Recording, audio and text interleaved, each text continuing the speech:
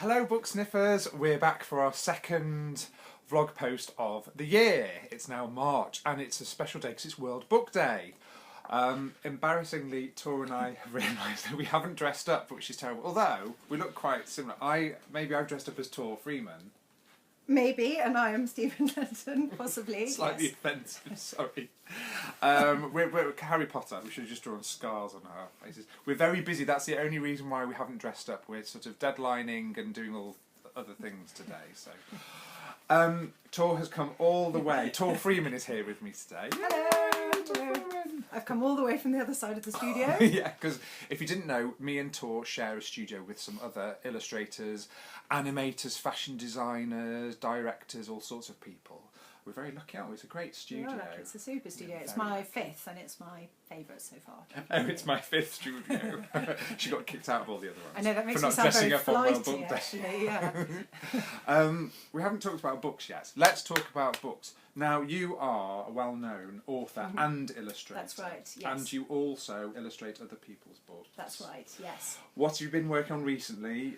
Well, most recently I've been working on a trilogy of books. I don't have the third one, but they are published by Faber and Faber, and they're written by Gavin Pocket. Nilek the... Oh no, it's reversed out on this. Erikson. So Colin the cart horse and Hendrix the rocking horse. This is the first in the trilogy, and the second and the third. Murray the racehorse is coming out later this year, and they're a series of rhyming texts based around horses, and they're really funny. They're super characters. Beautiful. And they sort of start out slightly kind of two colour, but they're a bit They're really colourful, actually, aren't they? How did you do that? Just they weren't even two colour. So I don't know. I mean, they're quite limited palette. Limited palette. Thank you. That's the phrase I was searching for. Really nice. Yeah, they were great fun to illustrate.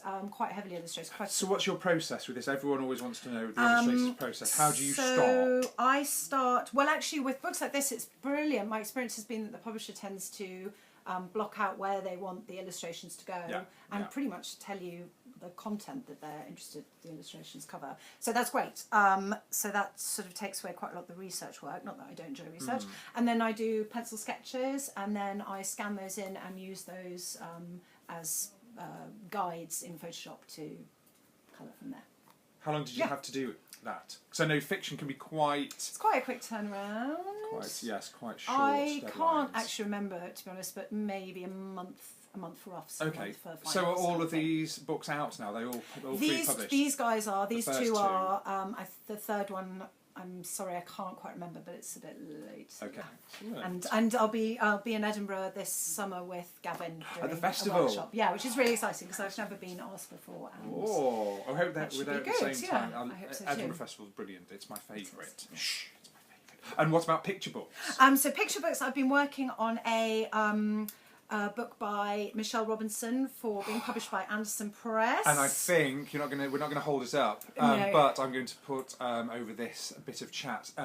Exclusive cover reveal. Exclusive cover reveal. What's it called? It's called 10 Fat Sausages, and it's Michelle has done a slight, not pastiche, but she's taken the rhyme, a 10 Cornish Fat Sausages, pastiche. a Cornish, yes indeed. We take, and I said this from my favourite studio, she takes the 10 fat sausages sitting in a pan, one goes pop and the other goes bang, and then slightly changes it to, the sausages are quite imperiled by the threat of kitchen being eaten implements and yeah. blenders. So they have a bit of a bad time, but a couple of them do get away, so that's nice. Okay. For the sausages, yeah. And that was a great text to illustrate. It was quite sort of graphic, and the challenge was to make the sausages sort of sympathetic, but ultimately most of them do meet die. their demise. So yes, so quite difficult coming up with a sausage character. Yeah, for all sorts of reasons. It was tricky, but it was lovely. I worked with Rebecca Garrell and Libby Hamilton at Anderson, and that's been a really super excellent job to do. And I think we skirted the right side of friendly, sympathetic sausage without feeling too sorry for them. I hope. Anyway, done. it's a really funny Well done. text. Well, I've on the seen shop it because I've episode, seen you yeah. work. We're very lucky because we can sort of spy on what everyone's doing. We haven't signed any non-disclosure forms yet because we can trust No, each other. But it that's looks true, lovely. It yeah. looks really good. Yeah, sausage spoilers. Yeah. And also, I know you've been working on a graphic novel that you. Now, this is interesting yes. because you upload everything onto Instagram. Yes. So I wanted to. I've been trying to jump on the comics.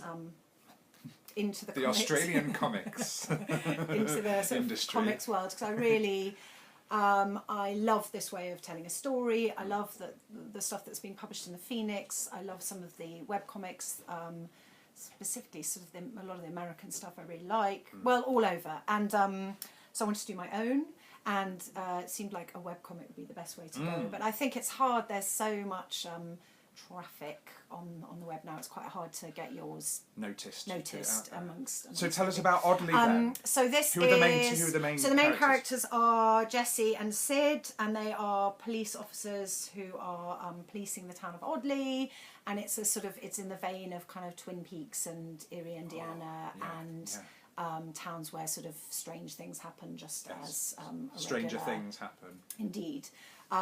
But it's sort of aimed at kids and grown-ups. I don't know if it kind of, if it sort of is, I would say for kind of kids for 8 up maybe. Anyway, and it's really just things that sort of make me laugh, and I hope other people will enjoy them as well. Definitely, it's been very popular, especially on Instagram, because this is a collection of the first... This is a collection of the first 3 that I self-published, which has also been completely brilliant, because... there's this company called Comics Printing UK, and they've done a wonderful job. Really good job, very, very good quality. Yeah, the quality's amazing, and the unit price, I think I got 100, so the unit price for me was totally affordable, and it just was really kind of opened my eyes to the possibility of self-publishing, and then not having to worry so much. I don't know, I feel like the idea of self-publishing isn't now, like it maybe had a stigma of kind of vanity press, 20 years ago, and I don't think it's like that at all anymore. I don't know what you think. No, I used to sort of be slightly snobbish about it, but I think it's been proven that, I don't know, sometimes a publisher has a certain list that they have to adhere to, and I think unless someone takes a bit of a gamble sometimes on a different title or a different style, then everything might just stay very samey. And I think self-publishing, and this is also in stock in Gosh Comics. And it's available online, I had to be brave and go into, because it's so hard to go in and sell your own stuff and go, look at this, I did it, it's brilliant. But and I think it goes against the grain for a lot of us. When it's that thing I remember at university, they said don't go to interviews and say, oh, look at this, it's a bit garbagey that I did. Like you've got to sell it. You've got to sell it and be proud of it. It's brilliant that you've got a lot of fans of Oddly already. Thanks, dude. Yeah. And so you can. What's your if people want to follow the latest adventures? So I upload it on Instagram, and because Instagram has that sort of video feature which works really well for uploading panels of comics, and then I have you can time each panel, can't you? Yeah, exactly. Sort of read it, and then I've got a Tumblr where I post all the comics, and then. And I hear that you are working on a very exciting project.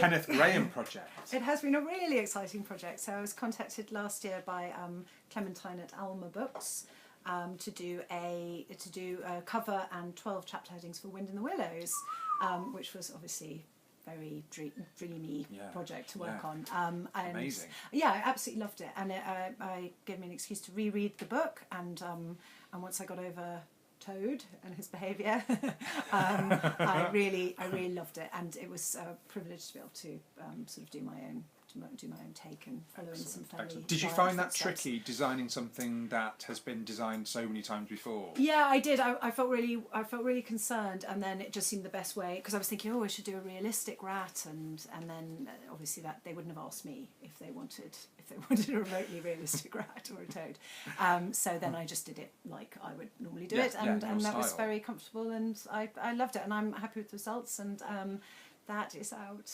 again later this year. Yeah, but nice one. Yes, it was great. Congratulations. Thanks very much. Tor, everyone always wants to know illustrators' favourite, other authors and illustrators, your favourites, your inspiration.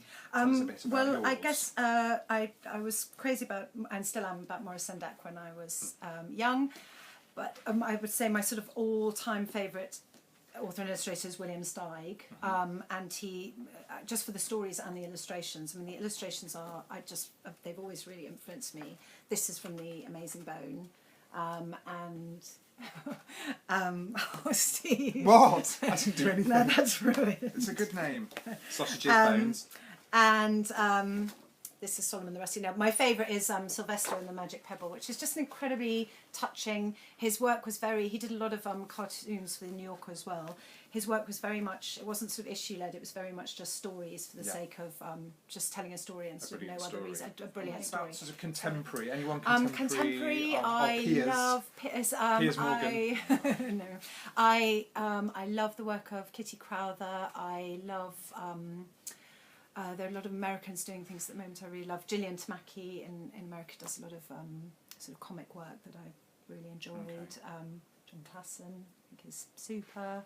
I love Sheena Dempsey's work in terms of someone in the UK. Some brilliant illustrators. There's a lot of, I feel like it's a very and so many different styles, so many different processes. It's all really good mixture of digital and traditional. And I love digital work, and I feel like sometimes there's a bit of a worry about that there or a hierarchy, which I don't feel at all. I think it's a really exciting medium, and has produced a lot of really exciting work. Definitely, yeah. I think again there used to be a bit of snobbishness about digital versus traditional, but I think a good combination of both, and whatever helps you create your best work. So. Absolutely, I think exactly. It's there was that sort of naff digital art in the beginning that just looked so obviously computery, and I can see that was very unattractive. But it's hard to tell now. Someone like Joel Stewart, who's amazing. You just using his you iPad, absolutely almost can't creating tell. an entire book he's on done his a whole iPad, which he's looks done a whole beautiful. book on his iPad. Yeah. So it's stunning. So yeah. Yeah. Oh, brilliant.